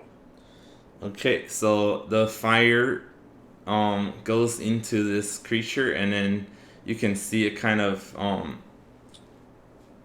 soaks in the fire into it, and then after a second it kind of fills up like a bubble and pops, and the whole thing turns into slimy yellow spray that just pops and sprays over the area there, and you see it sizzling on the ground and on the bed, but it doesn't hurt you, and it's dissipated and seems to be dead. Seems to be or is dead? You don't. It doesn't. It's kind of. We're unsure. Well, yeah, you don't see it anymore. It's just yellow water basically on the ground now. Oh, it's not moving anymore. Avoid that goo. You're not familiar with it, so it's hard to say if it's dead, but it doesn't look like it used to. Okay. It looks like just like yellow water now. Okay. And Rokus's arrow is laying in the center where it popped, and you can see it's like sizzling from the acid and kind of smoking. The fletching is like burned off. It is Harvick's turn. To throw the javelin. Okay. And I'm still on the thing, so it'll be radiant damage from the divine smite if it do hit it. Okay, that's fine. Okay, and then for damage, rolled a 1. And then I've got the 9. Okay, so what's the total? 9. 9? Okay, so you see the javelin goes into its body, and the radiant light shines out of it. You can see the light shining through the slimy mucus, and then the javelin's like enveloped in the slime. That was a hit then? Yeah. Okay, so... Oh, I thought that was your... Sorry. Okay. I thought that 9 was your damage, but yeah, that's a hit. Okay, so then I roll for my damage. Yeah, go ahead. Okay, so the damage is a D8 plus 6. I rolled a 6, so damage is 12. Plus it's a D4 for the radiant. Okay. I got a 3 there. Okay, so total damage? Well, it's different kinds of damage, though. That's fine. What's the total? On the roll, 6 for the damage is 12, and 3 more for the radiant is 15. Oh, okay. 16. All right. So when you see it glowing from inside, and then it has a kind of a different effect on the jelly. It kind of just evaporates. It doesn't pop like the other one. But this one also seems to be dead. It doesn't leave as much of this yellow residue. It kind of just evaporates into the air. And it's gone. Alright. Can I pour some of my water skin on the javelin and see if I can get it out in one piece? Sure. Roll a d20. Would it be a modifier? No, just d20. You got a 9. No, the acid actually ate through it. It's not really structurally sound anymore. Okay. So you're down one arrow. The other arrow, yeah, the 2 arrows you shot are gone, and that javelin's not useful anymore. How many? Did I give any javelins to Vola, or did she have? She had her own, didn't she? Yeah, I think she took 2. 2 of mine, or she had her own? She took 2 of her own. Okay. So you have 4 now, I think. I'm down to 4 now. I'm down to 4 javelins. Okay, cool. All right, let's So anything else you want to do with this yellow residue? A history check on it. What the hell it is? You can just see that it's acidic. Do we have any bottles?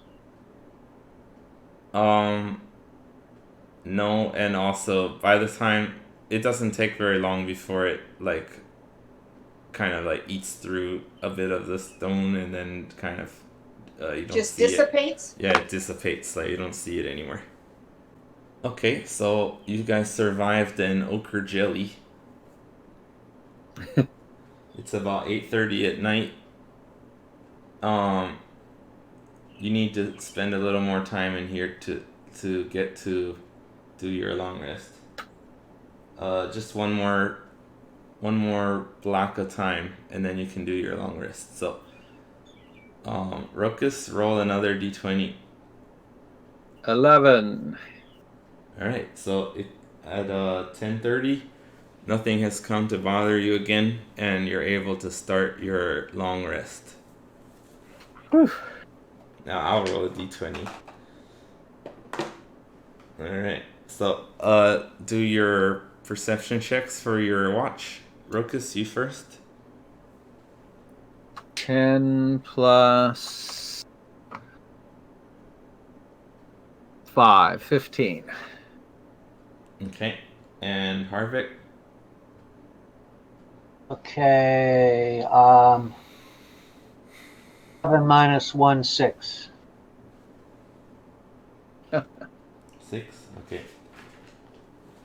Alright, so something's a little strange happens to you, Ruckus. I don't do one? Not yet. Okay. You're sleeping. Okay. And Vola's sleeping. Okay, so you're doing your meditation first, right? Right. So while you're meditating, you feel a strange sensation, but you recognize it as a sort of a vision. Sometimes when elves are meditating, they get dream-like visions.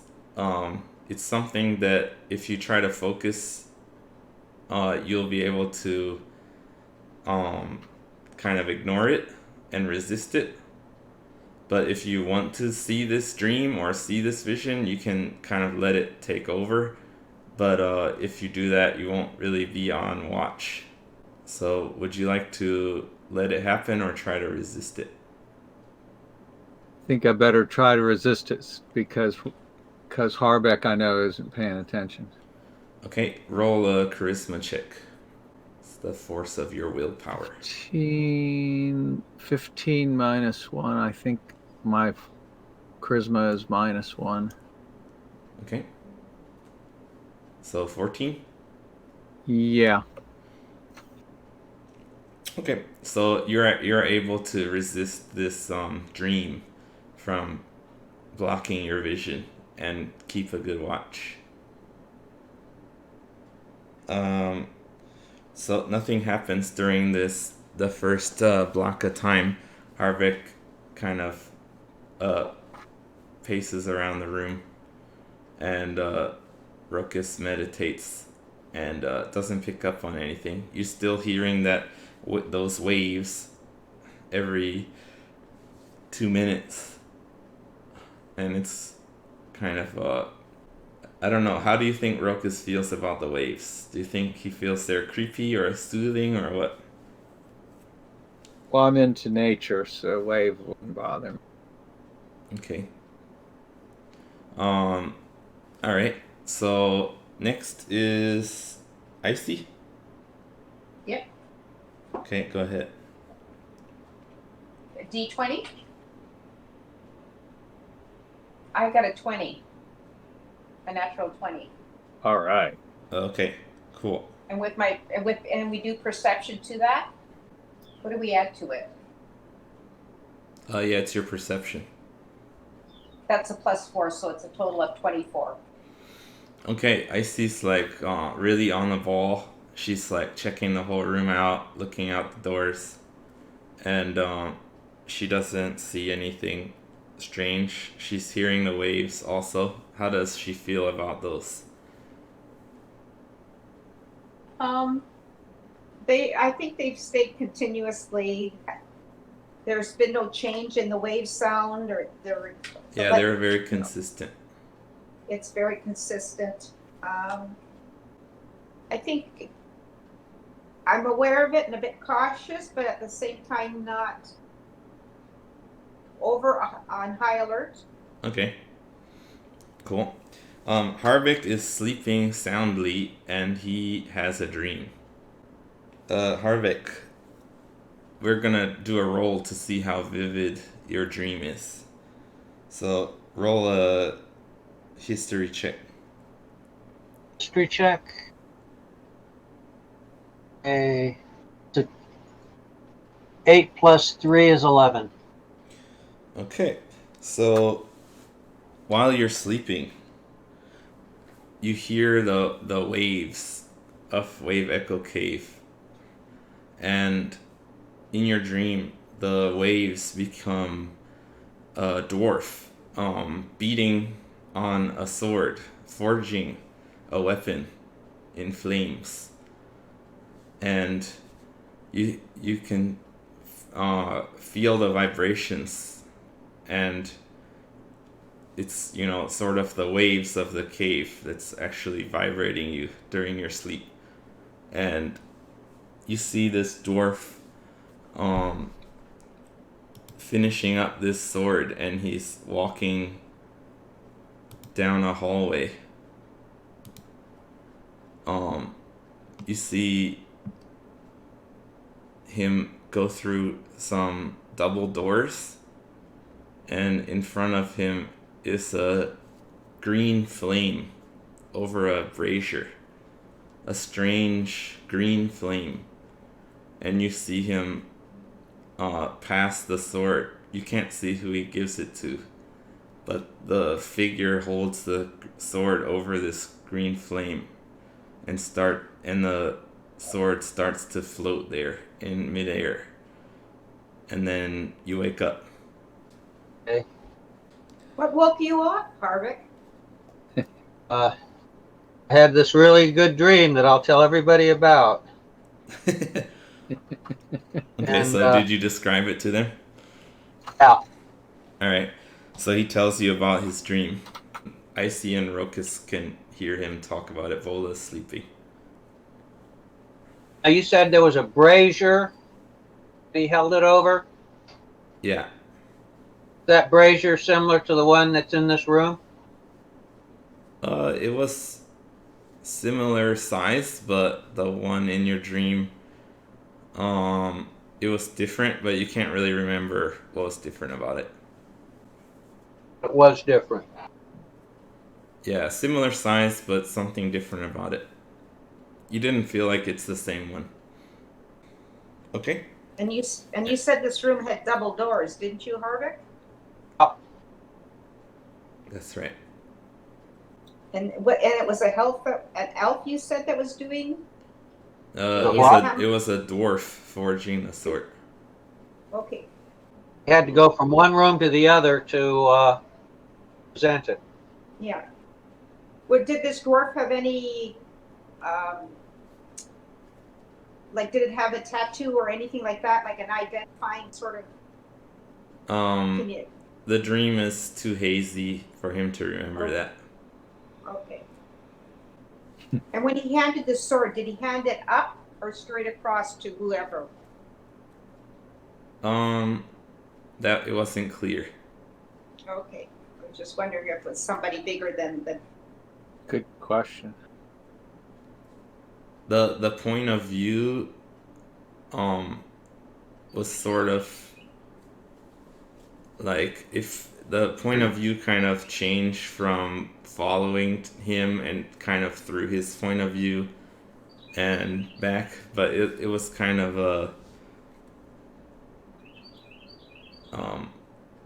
you didn't get a lot of details, so yeah. Okay, and then last watch is for Vola. So Icy's gonna go back to sleep. Oh, Vola's not paying attention. I should be able to be on watch. Yeah, you're still on now. watch. You've been on watch the whole time. Okay. You're always on watch. Yeah. Just saying. She got a 2 for her perception. So I think she just fell back asleep. She just opened her eyes, looked around, and rolled over. She's like, "Oh, it's my turn," and then she rolled over and went back to sleep. So Icy, you also have a dream. Let's roll a insight check to see how vivid it is. 6 + 6 is 12. 12. Okay, cool. So you dream of a black room, and in the center of this black room, you see a green flame alight over a brazier. You're focused on the green flame. That's what you see the most. It's like not like burning from coals. The flame is floating over the brazier. It's like a ball of flame. It's not touching anything. It's just floating over this brazier. And then out of the darkness, you see a giant eyeball come forward, staring at the green flame. The eye looks kind of like a cat's eye, like with the pupil is like a vertical slice. It dilates like horizontally, and you see 4 other smaller eyes open on the sides around this giant big eye in the middle. And then you wake up. What woke you up, Icy? I was having a dream like Harvick, and I saw the blue flame. Green. And the what? Green. Green flame. Green flame. The green flame. And there was a large eye staring at it, and there were 4 smaller eyes around the large eye staring at the flame, the green flame. So I'm just wondering if... Wondering what? I'm wondering if something is imprinting this in our brain, or if we are having a foresight in our dreams. Rokus, you recall that you almost had a dream. So you might share that. Yeah, I felt like there was a vision coming on, but I was afraid to succumb to it because I was on watch, and I didn't know if I should let myself be distracted. Okay, cool. So I want everybody to do an Arcana check, which is a check about magic. I got a 1. Okay, Rokus feels nothing. Nothing. What kind of check? Arcana is the first one. I got 15 plus 0, so 15. 3 plus 1, 4. 4? Yeah. So Rokus and Harbeck don't notice this, but like, Icy kind of feels that when the waves come, she can feel like a force going through the caves that kind of pushes away some of the magical energy of the caves. And then as it gets quiet between the waves, you can feel the magical energy welling up again, and you can hear birds chirping somehow. Just joking. The birds are really loud. Jeez. That's Ruby. She wants me to give her something to eat. Well, it's about time to stop, but yeah, so you guys spent your long rest. You can click the long rest button and get your spells and HP back, and your short rest dice, your hit dice, will be back as well.